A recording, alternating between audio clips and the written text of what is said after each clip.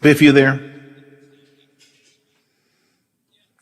I don't know if you heard me say, we've got Dr. Milton at 8:40, and I want to use as an intro to him when we come back from the break, and we have him on when he calls in. Let's use that cut 6, the mask cut from Wise Brothers.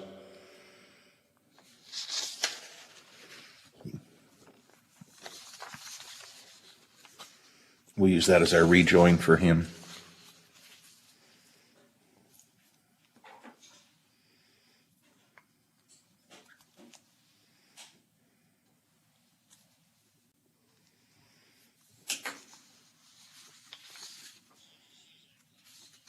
Instead of music, yeah. You hit the drop or the rejoiner and then just use that cut 6. I think it's cut 6, right? Mask parody. Yeah. We'll just, because that's what we're going to talk about. Thanking you. I'm seriously thinking about moving out to the deck today. Yeah, it's nice and sunny out there and it's really pleasant. 56 already. I could just take my phone and my microphone and put it out there on the deck. It wouldn't be too hard at all.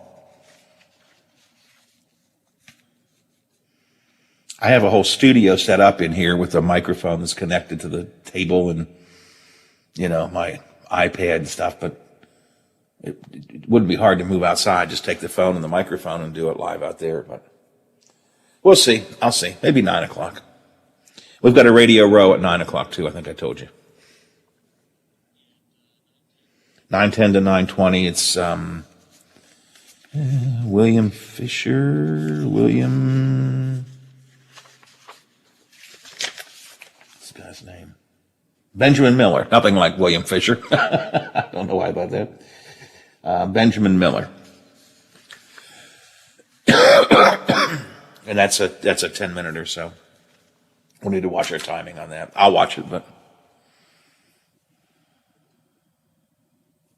Or an all-wheel drive Venza hybrid, both with up to $750 cash back. Visit buyatoyota.com for more great offers, to check out local inventory, and to find a dealer near you. You can take cash back or apply toward down payment. See your dealer for details. Offers end June 1st. Toyota. Let's go places. For all of your IT needs, visit OmniPerforms.com. Omni Strategic Technologies, the only IT company that the Watchdog trusts. Hello, everyone. From the Watchdog, I'm the Storm Tracker, Darnell Foster, with a look at your local weather forecast for your Tuesday. Look for clouds and sunshine mixing through the day, a high near 80 degrees. Overnight low of 55 degrees under partly cloudy skies. Partly cloudy conditions around for your Wednesday, with highs in the lower 80s. Have yourself a great day, everyone. From the Watchdog, I'm Darnell Foster. The views and opinions expressed on the following program are not necessarily those of this station or its sponsors.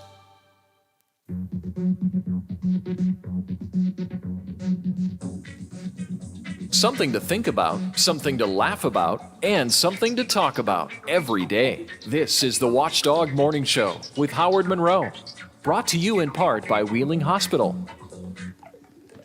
Well, 56 degrees, temperature moving up. I love the sound of that. 56 degrees, and it is clear at the Wheeling, Ohio County Airport. It is really nice and sunny here at the home studios in the Elm Grove section of Wheeling. How nice and sunny and clear and so on is it?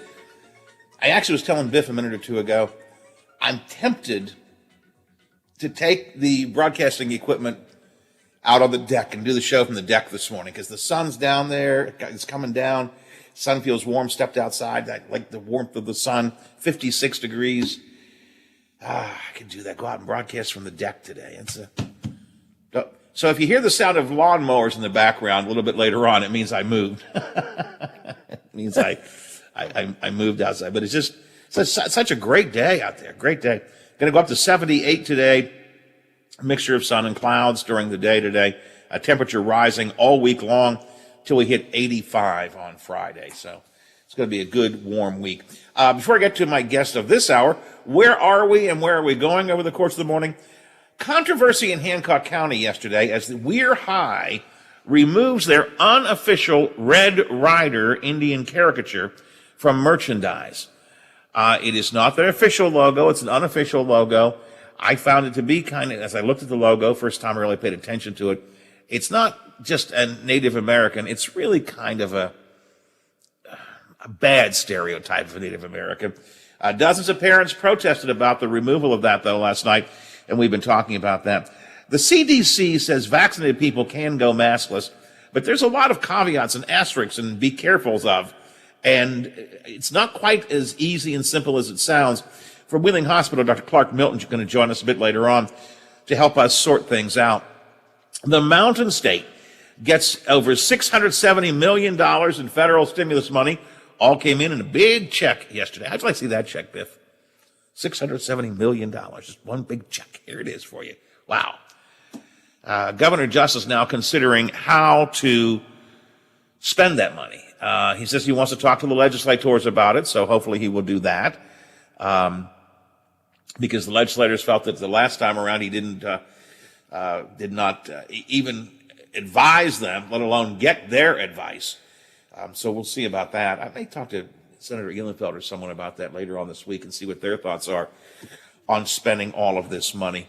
But $670 million new money just came in yesterday to the state. Keep in mind, we already have $600 million in the bank that he hasn't spent from the last time. So we'll talk about all of that. New report released this morning on drug, alcohol, and suicide deaths in West Virginia. Dr. Benjamin Miller from the Wellbeing Trust going to drop by to talk about that report, which just came out this morning. We're continuing our talk about UFOs, UAPs, they call them now, unidentified aerial phenomenon. We talked yesterday about the 60 Minutes report, about the number of intelligence officers and former military who are now openly discussing having seen these strange things in the skies that they can't explain. Today, I'll share with you a report from Chile, who has released images and details of their Navy crossing paths with the UAP. Also, a former intelligence official in our country says the upcoming UAP report that Congress will get next month will include difficult to explain items. And another American Navy officer I'll talk to you about says he saw UAPs almost daily when he was flying Air Force runs off the Virginia coast. I don't know why there's so much stuff about the UFOs in the news, except, as I've said every day, are they softening the ground for some big revelation? When the time comes to release this report to Congress, will it be Colonel Smedley who does it? Or will some big tall string bean named Zork be showing up? I don't know. We'll continue to follow this story a lot as time goes by. It's 8:14, Watchdog Morning Show, and it's time to talk about a whole bunch of stuff with our national correspondent, Tom Squitieri. He is here this morning. Good morning, Tom. Good morning, and it's Schmedley. You have to put the CH in there before the M. I'm sorry. Schmedley. I'm just correcting you, Pentagonese here. I don't want you to say the wrong thing, Howard. Good morning. Happy Tuesday. You're our Pentagon correspondent, so it's very important. I know you can make sure I pronounce that right. We talked briefly about this a few weeks ago, and I don't want to spend a lot of time on it, but is there more? I mean, do you hear talk about flying saucers or UFOs or UAPs or whatever around the Pentagon? We certainly are hearing more talk about it in the media. Here's one general comment about why we're hearing more about that. I just think it's a new world at the Pentagon, and this is not having to do with Donald Trump. I want to make that clear. I think that, it's different generations now of the people who are in the military and their approach to these things. The UFOs have been around for a long time, the reports and sightings. Some say all the way back to, in history. But let's just talk about the last 20, 30, 40 years, since after World War II. And you have to ask the reasons. And I heard what you said, obviously, on your lead. Are we being prepped for some big announcement? When I was a reporter at USA Today several years ago, for a period of time, I'd write about the UFO reports that were much more sparse then. And I'd get a lot of mail and phone calls from readers talking about this. And one of the objections that people always said, and bear with me on this, is that, the people who see these are always nutty people or crazy people. Well, see, now we're hearing from military personnel and people who, quote unquote, are not nutty. And I think that that's a big difference in the acceptance that we're seeing these videos. And if you watch the 60 Minutes report on this last Sunday, the people who are speaking, you and I would look at them with having credibility, and even though they're called crazy, they have stuck to what they have seen. I have no answer for this, and I'm not pretending that I do. It could be not even an either or, Howard. And that's the thing. That's the thing. We're limited by our imaginations and our sort of grounding here on Earth at what the reality is. Oh, it's either a hoax or it's UFOs and they're people or creatures or beings from outer space. Little green men. Little green men. There might be something else, and I'm not suggesting what it could be. And I'm not suggesting it's an accident. It's clear to Pentagon officials now, many of them anyway, admitting that they're not sure what it is. Now, that's the Pentagon officials. There may be some upper levels in the military and the government who knows exactly what's going on. And you'd be right that maybe they're prepping us for the fact that the more and more we see this. The other alternative, people say, well, it's some weapon from the Chinese or the Russians or someone else, the Indians or whoever. They've developed this, and our government doesn't want us to know how far behind we are in the military. Yeah, that's a possibility as well. But, at some point, I guess we'll know. Maybe. Well, it is unusual compared to past experience that we're seeing so much actual video from Navy ships and from Air Force airplanes and so on being declassified and allowed to get into the public domain. This kind of stuff, listen, we lived for years, and I used to spend a lot of time about this on the show years and years ago. We lived in the world of having to track down, some people in the middle, you're right, in the middle of West Virginia's hollers who claimed that they saw a flying saucer. That's where, or took a picture of it or something. But in recent years, we've seen more and more declassified video coming directly out of the military. Some of the video we've seen this week, 60 Minutes showed it. I think CBS Sunday Morning did a piece on this week. You listen to the live comments of the people who are watching it, the Navy officers or whatever. You can tell that they're, what should I say, confused, that's the perplexed. black helicopters. I don't know if you hear those black helicopters in the background, Howard. They hear us talking about it. I did hear that. They're actually flying over. Do you hear them? I don't know if you can hear them or not. But yes, we can, and I hope they don't come to take you away, Tom. Go away. So last week you thought it was you were just getting a little illness. Perhaps they knew that you knew too much. On me. Yeah, right. Here's my theory on the haulers in West Virginia. Interesting you said that, because I actually tossed that around in my mind as well. All these reports came from people like in remote areas originally, and let's just pursue the wild theory that that was the plan of whoever's. If it is indeed other people from another planet or another part of the universe coming here, they're going to sort of check out the world. But then the thing is, I always think, hey, if these folks, and I use that term loosely, these folks can come from wherever, why are they clearly are in control of what they can do. They're traveling all this distance, unless they're hidden in the moon or Mars or someplace that we haven't detected. It's very close, which I doubt. I just think it's a fascinating thing. As you say, more and more is being shown publicly from the military. And these are pilots, as someone wrote, we've trained millions of dollars to train these folks, and they know what they're doing up there. And the consistency of their reports is interesting. I always ask, well, why is it coming out now like you are? And Why are they saying what they are? And I cannot answer that.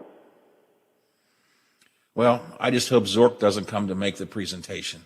Well, remember what was those words you have to say? Klato, Manto, Klato, Parada, Niktu. Believe me, I know that show very well. Klato, you Parada, clearly know Niktu. those words. Yeah, there you go. So in the event that, and I can't think of the name of the robot now, the movie The Day the Earth Stood Still, can't think of the name of the robot. Anyways, in the event that he does come out, I can stop him. Klato, Parada, Niktu. I know how to Good, do and that. I hope he does land on near the Washington Monument, like in the movie. That would really, that'd be cool. Yeah. All right, Tom, I'm going to do a quick break, and then I want to talk about some other things that may have been talked about around the Pentagon this week, including Israel and Hamas and the Gaza Strip and troubles in the Mideast again. Hey, there's a big surprise. We'll talk about that and more when we come back in just a minute. It's 8:21, Tom Squitieri, our national correspondent, with us here on the Watchdog Morning Show. What is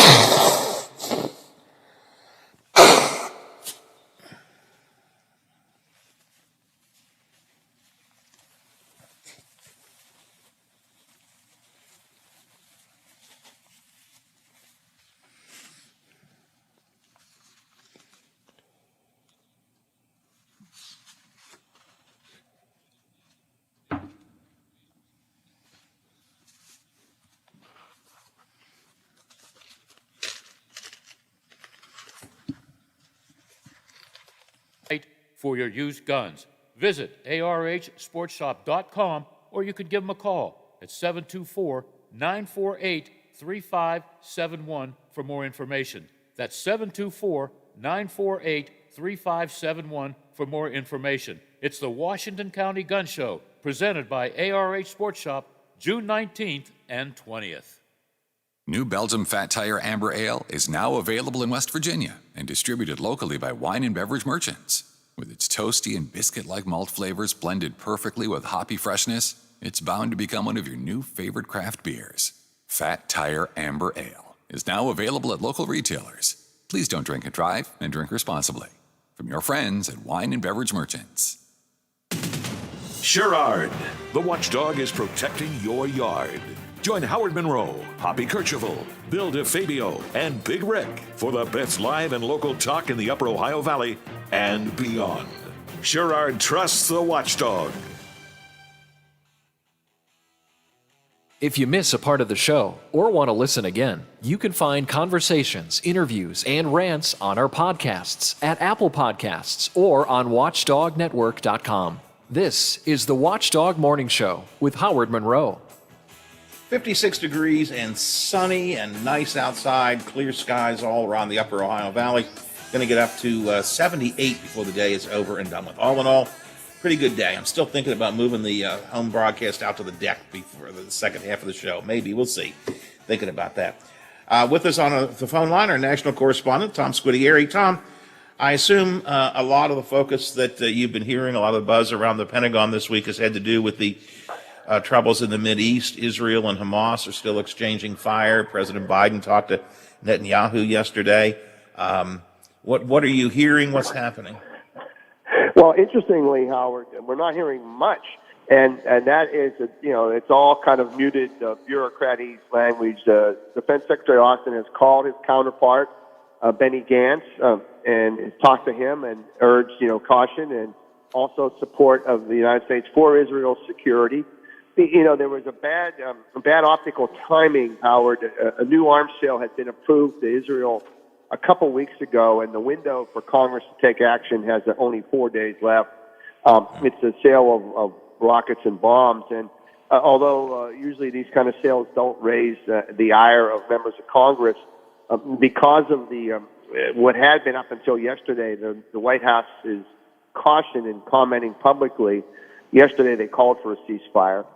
It has raised concerns among many Democrats, particularly that we're favoring Israel too blatantly, and we need to be actually working for a ceasefire and calm in the region. So now this arms sales is close to being fulfilled. Pentagon isn't saying much. Again, like they defer questions to the State Department on this, and other than acknowledging the conversation between Secretary Austin and Israeli defense officials. It is going to clearly be a story. It's going to put some congressmen sort of in a squeeze here when a vote comes. A lot of the Congress folks who have built a real pro-Israel image up, especially Democrats, are going to find some pressure inside their own party maybe to step back a little bit from that. So it's going to be in addition to a military issue, it's a political issue as well. Yes, there was a very good analysis I read this morning, and I'm forgetting the outlet, and I apologize to them. But it was an analysis saying how under President Trump, the United States clearly favored Israel and didn't say anything about the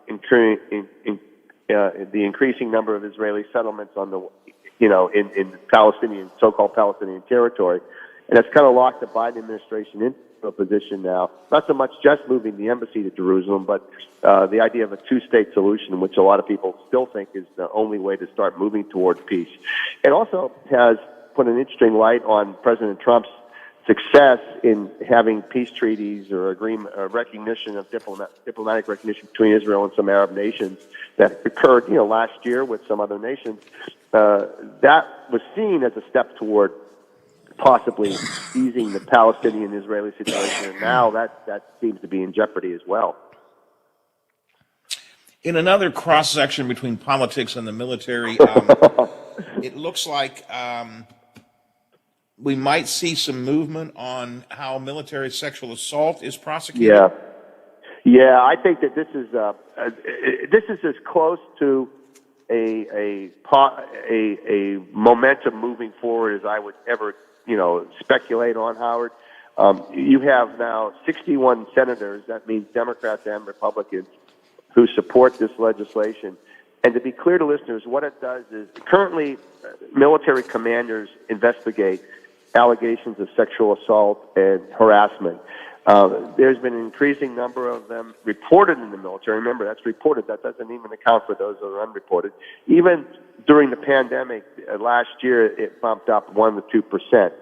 So there's been frustration that the Pentagon has not been able to deal with this situation. It's been a priority. One of the first ones spoken by Secretary Austin when he took office, took his job. So the bipartisan move will take the power of investigation from the commander of the base to still within the military, but to special prosecutors and investigators. In other words, take it outside the chain of command, which many people think is part of the problem because they want to deal with it quietly. Now, in the House, there's one version that has been introduced, and a second version now has been introduced of the same legislation with the support of a key Republican member of the House Armed Services Committee from Ohio. And that looks like that version will pass. The two of them will melt, and then, in other words, both chambers seem to be aligned on this issue, and the momentum is really bipartisan on this, which, again, you know how rare that is. So, this is important, Howard. This is a bad issue in the military, and it needs to be dealt with, and this is one positive step toward that. It appears to be one positive step toward that. Let's get a couple of quick hits in here real fast on a couple of more headline stories, if you will. Sure. Matt Gaetz, I don't like to use the phrase "the noose is tightening," but it looks like the circle's getting closer and closer to him. I think that anytime you have a close friend and someone who appears to have been engaged in conduct along with you, whatever that is, flipping and providing state's evidence, that's always going to be, shall we say, uncomfortable for the other person. Now, we don't know the veracity of what this individual who's going to flip will say and whether it holds up or not. But, Getz is still out there making speeches and leading what his faction of the Republican Party. He's in a very safe congressional district, so that any action against him would have to be, in the House. He's still on the House Judiciary Committee, and which, of course, oversees the Justice Department and the FBI, which is investigating him. So there's a conflict there. I think that might be the next area where we see some kind of congressional diligence. Actually, I hadn't thought about that. That's a pretty good point. One other real quick hit, Tom. This Arizona GOP audit of the election is getting a little bit nasty out there now. I mean, the Republicans apparently in Arizona decided they were going to audit not the entire election, but one county or two counties? I forget. Maricopa County, which is the large county. Maricopa County, yep. The president this weekend tweets, well, I can't tweet. He issues a statement saying the entire voter database of Maricopa County has been deleted. And the official in charge of the audit says, I'm looking at it right now. No, it hasn't been. Yeah. The Maricopa County commissioners, there's 5 of them, 4 of which are Republicans, and all 5 of the county commissioners, including those 4 Republicans, have denounced this quote-unquote audit. It's a waste of time, and that's the most gentle thing they said about it. This is just a bad idea a bad beginning of things that are going to continue to occur, I fear, in all elections. Everything's going to be challenged now with or without merit. We've gone through this already. No proof has ever been brought forward to a court of any size of fraud in any election other than occasionally one person using their dead parent as a vote, and I think those were all Republicans, actually. So, but this is, forget about accuracy in this, Howard. These are 4 Republicans and 1 Democratic county denouncing it, okay? Yet, it goes on. All right, Tom, I appreciate your time this morning, as always. Good talking to you on Tuesdays. I hope that you're feeling better than you did last week. So I am, indeed. Thank you, and I apologize for missing the show. It's always, it's always a highlight of mine, and it's a sunny day, and those black helicopters haven't come back yet. Stay tuned. That's good. I'm glad to hear that. All right, Tom, we'll talk to you next week. Thanks a lot. Bye. All right, Tom Squitieri, our national correspondent, checks in every Tuesday morning here on the Watchdog Morning Show for kind of a roundup on the big national stories. Now, nationally, locally, a lot of people are trying to say, what am I supposed to do about the mask? I'm vaccinated. The CDC says you don't have to wear a mask, indoor or outdoor, in most circumstances, but maybe you do, depending on who you are. Do you trust your people around you to be vaccinated if they're not wearing a mask? You can't fly on air. Just still a lot of sort of questions around this whole thing. I thought Dr. Clark Milton from Wheeling Hospital could help us sort some of this out a little bit, and he will join us coming up in the next half hour of the show. Plus, I do want to get into more on this UFO stuff, again, because every day there seems to be another UAP, they call them, story now. And I'll do some of that coming up later on, too. 8:33, 27 till the hour. Mr. Monroe in the Morning Show for a Tuesday. The WTRF Channel 7 News Update is brought to you by Thomas Auto.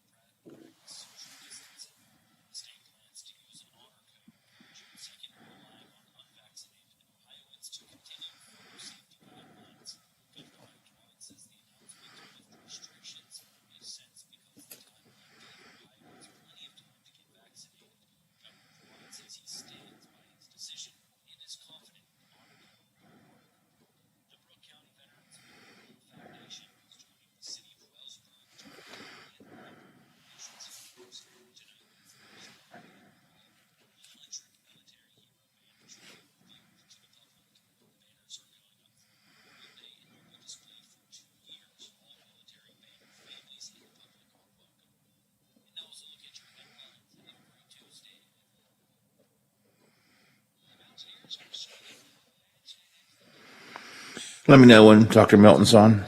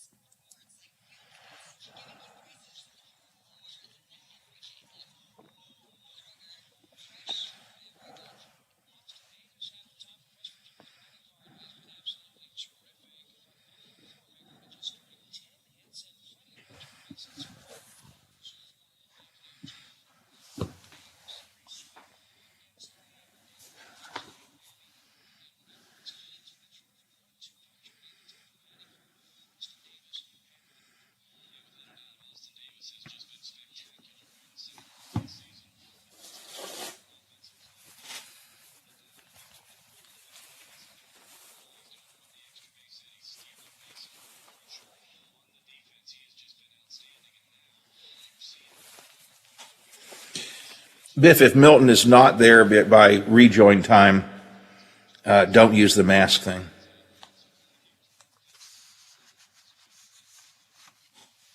All right. Okay, good.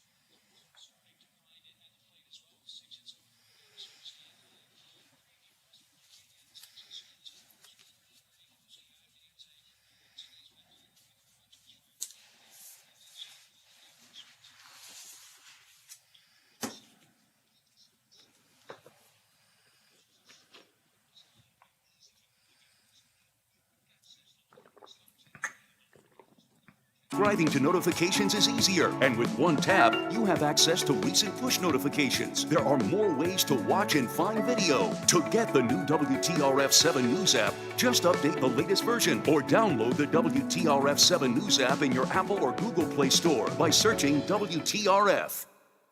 Rural King's pet food prices has pet lovers going wow. Rural King offers the lowest prices on pet foods every day, like Diamond Naturals dog food. Made with ingredients of exceptional quality, Diamond Naturals dog foods provide complete holistic nutrition for that four-legged family member. Get a 40-pound bag of Diamond Naturals lamb or chicken and rice for just $28.69. Nobody beats that price. This is available in stores only at your neighborhood Rural King, America's farm and home store. You think buckling up is a personal choice? That it doesn't hurt anyone else? You would be wrong. Your choice could shatter the lives of your family, friends, and everyone you know. That's why we enforce seatbelt laws, to save lives. Think about that every time you drive. Buckling up isn't just a good idea, it's a choice between surviving a crash or not. Make sure you and everyone in the vehicle buckles up every time. Click it or ticket. Paid for by the National Highway Traffic Safety Administration. Hey, I'm going to the kitchen. Can I grab you a Coors Light? Yeah, that sounds good. Huh. I never knew there was a zip line in my fridge. Hey! Hey, buddy! Yeah? You got 2 Coors Lights up there? You got it! Always brewed down to 34 degrees. With a taste as cold as the Rockies, only Coors Light gives you refreshment every time. Here you go. 2 Coors Lights. Awesome, man. Wow, these are really cold. That's the only way I deliver it. Sure. I mean, you being a mountain climber and all, Yep. you probably need a pretty warm coat in there, huh? Yep. Hey, Ben! Yeah! Ask him if he has any nachos. You got any nachos in there? No. Just icy cold Coors Light? Yep. That makes sense. It is the Rockies. Coors Light, the world's most refreshing beer. Coors Brewing Company, Golden, Colorado. With great beer comes great responsibility. Plumbers and Steam Fitters Local 83 want to thank the owners and contractors of the Ohio Valley for using their locally trained workers to help build for the future. Local 83 helps design, fabricate, and build the gas infrastructure for the oil and gas industry here in the Ohio Valley. Plumbers and Steam Fitters Local 83 is 300 members strong and growing. They also do residential, commercial, and industrial work on both sides of the river. For more information, call Plumbers and Steam Fitters Local 83 at 304-233-4445. You can watch a video cast of our show every morning on Facebook Live or on our website. Plus, check archives of all of our videos on the Watchdog YouTube channel. The Watchdog Morning Show with Howard Monroe continues. Many Americans went maskless in public for the first time in months. I've just seen a face I can't. Fully vaccinated Americans can now go without masks in most indoor and outdoor settings. My face was paralyzed for a year. Whenever I see your smiling face, put on a happy face. Get your game face on. Oh, and we're standing face to face. Taking off the total mask. No, seriously, I think that's just his resting face. I can't feel my face. I can't feel my face when I'm with you. So last week, the CDC suddenly says we don't have to wear masks if we are vaccinated, either indoor or outdoor, with a few exceptions. And then government regulations across the country began to drop their mask mandates. Governor Justice dropped it immediately. Governor DeWine on, I think, June 2nd, will no more mask mandates. And people seem to think that this was the all clear, let's go back to normal. That's certainly the impression that I get as I talk to folks around the upper Ohio Valley. But I'm wondering if we took the wrong message from the CDC. And I wanted to talk about that with Dr. Clark Milton, one of our experts who joins us from time to time from Wheeling Hospital. Doc, good morning, sir. Good morning, Howard. No, I don't think it's time to throw away the masks and hug everybody just yet, but go ahead. No, that's my question. I mean, did we take this too much to heart when the CDC changed their guidance? Well, I think we need to pay attention to what they said.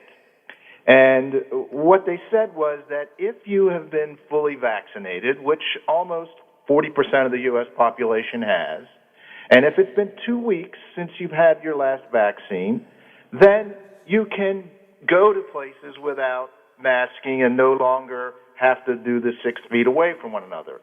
But that's 40% of our population. There's still 60% that hasn't gotten there yet.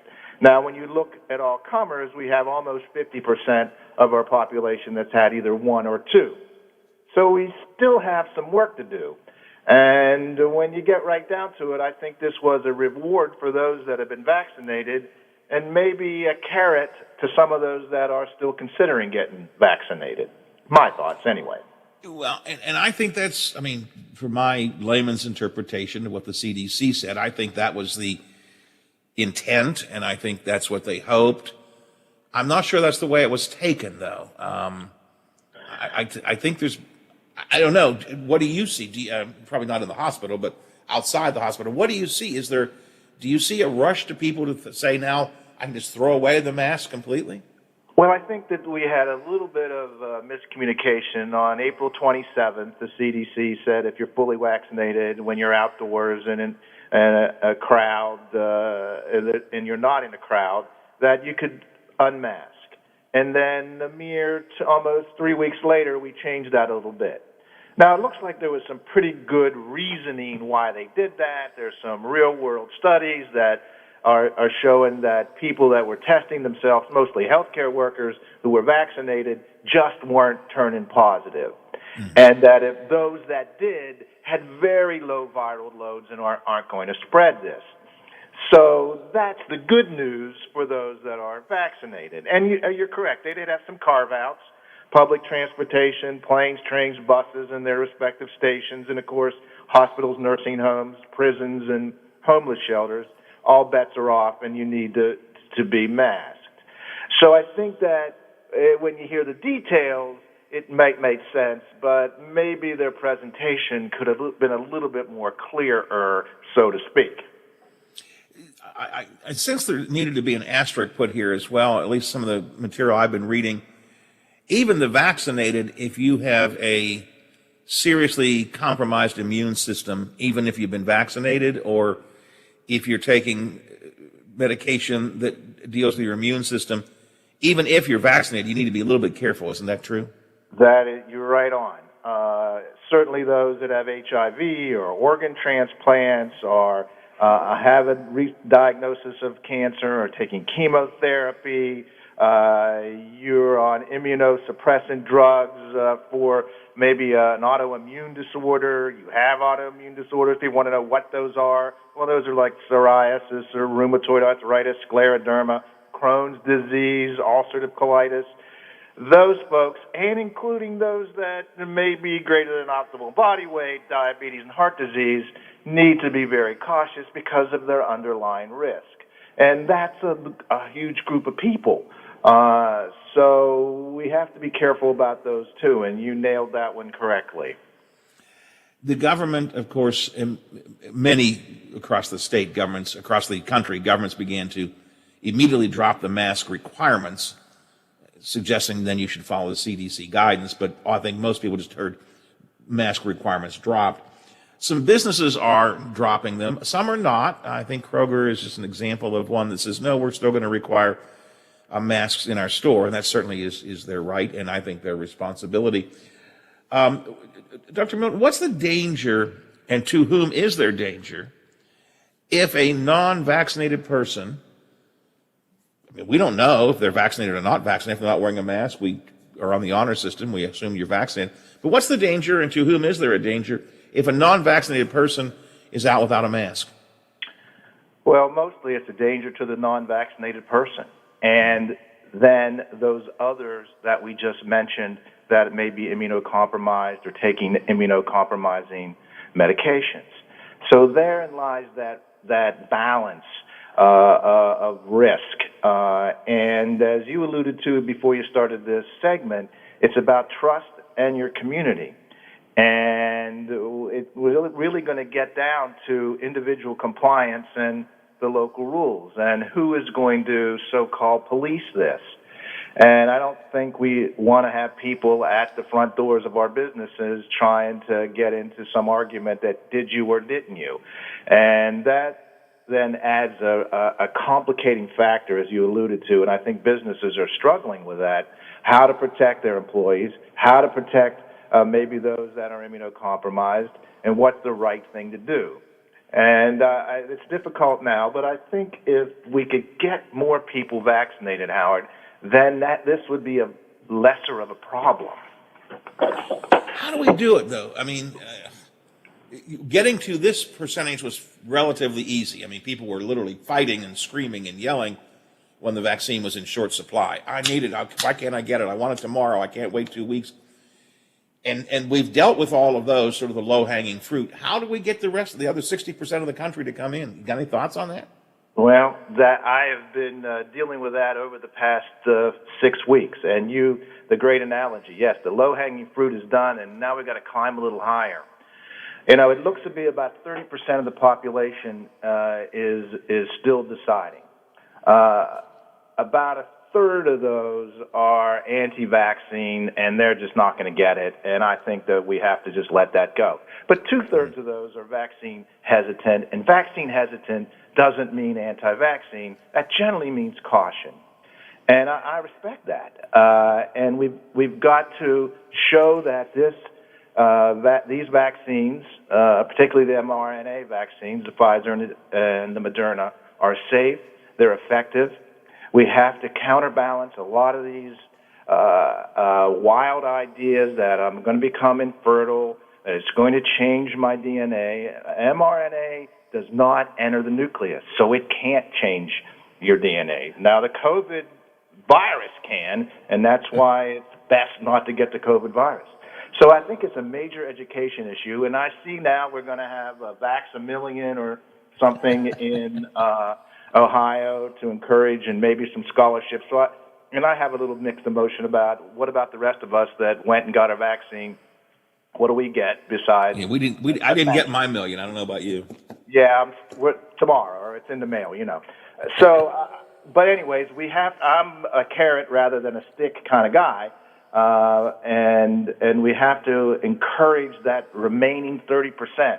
Because I believe if we get 75%, then we're there. That's me. That's 80%. I don't know what that population immunity or what you refer to as herd immunity. I like population immunity better. I don't think we're cows or cattle. So it looks like we're going to get there by September if we continue.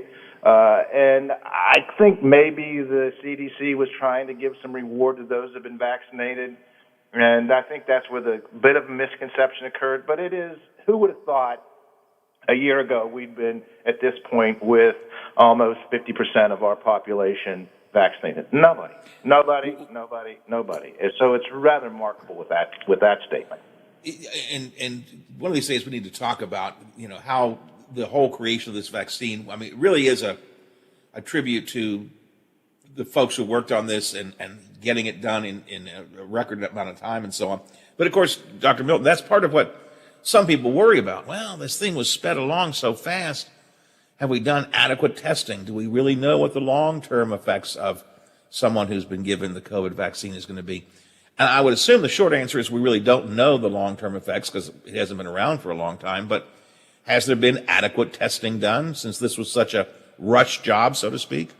Well, remember that the whole theory of the messenger RNA vaccine has been around about 10 years. And the building blocks were established in anti-cancer. That's what BioNet, the German company that joined Pfizer, was investigating. Because if you think about it, cancer cells affect the immune system just like infectious agents. And if you can turn the immune system on, that can crush the cancer cells. So the building blocks were there. Now, that's hard to tell people. So the building blocks were there. Now, the changing to an infectious agent and a vaccine, antiviral vaccine, was a little quick. And as I mentioned earlier, so that's one issue. It did go through the proper pathways. Yes, typically we do these phase 1, phase 2, phase 3 studies in sequence. And in this particular case, for this vaccine, we did it parallel so we could accelerate it. Okay, they did that. But now the real world data is coming in, and that's something that affected the CDC statement last Friday, is that we're seeing that, in trials things are pristine and all cleaned up, and in the real world it gets messy. But the effectiveness of these vaccines is in that 90%. It's 94%. It's incredibly high. The safety seems to be relatively high also. Yes, we've had some problems. Yes, there's some issues with clotting, more so with the non-mRNA vaccines. Yes, there are issues with allergies, anaphylaxis, but everybody's been prepared for that. And you're right, we don't have any long-term data yet. And that's a question, and that's a reasonable question. But the short-term data has been pretty reassuring. So you would, and yet I'm sure you have seen, even in healthcare settings, I see an awful lot of people not wanting to get the vaccine, and that's always surprised me. I would think that healthcare workers would be among the first to want to get it, but from what I've been hearing, a lot of healthcare workers, I'm not saying a majority, but a lot of healthcare workers are shying away as well. That's a conundrum that I deal with on a daily basis, Howard, and it is something that I'm having very difficult time wrapping my head around it. Now, some of it has to do with youth, and as you know, youth is fearless, and those of us in healthcare that are older, like me, like I am, I was right first in line because I didn't want the negative consequences. I didn't want that risk that I'd end up in the ICU. I didn't want that risk that I'd die from this. But when you're younger, that doesn't seem to be the biggest risk. for you. And it's true, it's not. But the problem is the exposure to others, particularly in healthcare settings when you are dealing with those that are already ill and immunocompromised. And that's a sense of community sometimes that maybe we've lost. And we need to get that back because it's about the beehive in the end. Yes, all of us are individual bees and are responsible for ourselves, but we have to think about our community, and we have to think about our responsibility. And I think we kind of lost that a little bit in healthcare. It's just another job, and I do my 8 hours, and I go, no, it's not. It's a privilege to be in healthcare. It's a privilege to share the misery, unfortunately, and the successes with people. And we've lost that a little bit, and I think we need to get that back.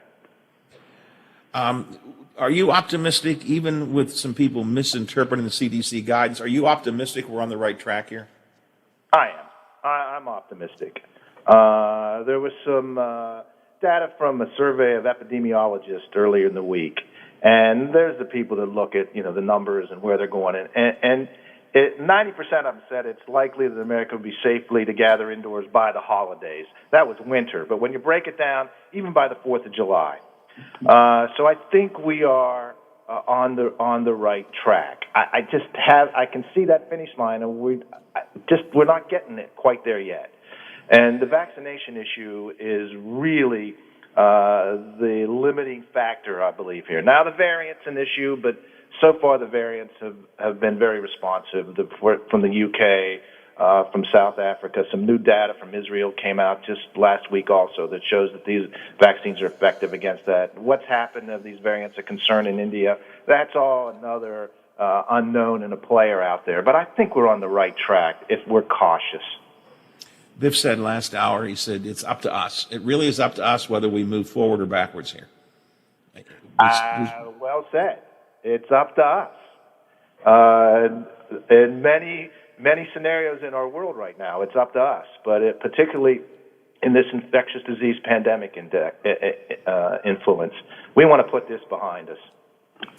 Well, Dr. Milton, I appreciate your time today. We've come a long way in the types of conversations we've had this past year, you and I talking about this from the beginning of the pandemic to hopefully getting close to the finish line. So we just got to push ourselves over it, and hopefully we will. Appreciate your time. As always, I enjoy talking to you. Thanks a lot. Thank you very much, Howard. Good day. Right. You too. Dr. Clark Milton from Wheeling Hospital. So some thoughts there about the CDC guidance, I think, came very quickly, very abruptly. I think that. And I don't think that they conveyed the full details of it. Government already being pressured by some folks to get these mask mandates off and so on, jumped in, boom, boom, boom, boom, boom. We're going to release the mandates maybe a little bit too fast. Keep in mind, the guidance is if you are fully vaccinated, if you've had the 2 shots, 2 weeks after that second shot, if you're fully vaccinated, if you don't have any immunity issues, immunocompromised health issues, then you don't have to wear a mask. Others still should for the time being. And we're only at 40% herd immunity. He doesn't like that. I get that. People immunity. But at some point, we got to push that up higher. Well, we're going to keep on talking about medical issues. Death coming up next hour. Right now, it's 9 o'clock. ABC covers the world. The Watchdog is FM 98.1, AM 1600 WKKX Wheeling, FM 97.7, AM 1370 WVLY Moundsville. The ABC News is brought to you by Thomas Auto Centers, Mall Road, St. Clairsville. Get the best deal at Thomas Auto Centers.